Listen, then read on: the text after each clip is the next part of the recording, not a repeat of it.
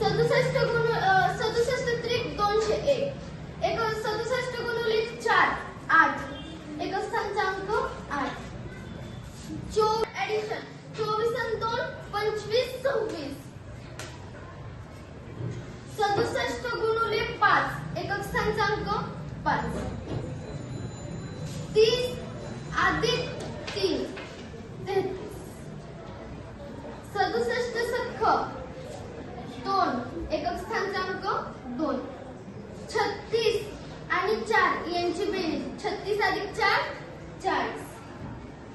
67 गुणिले 7 एकक स्थानचा अंक 9 42 आणि 4 46 67 8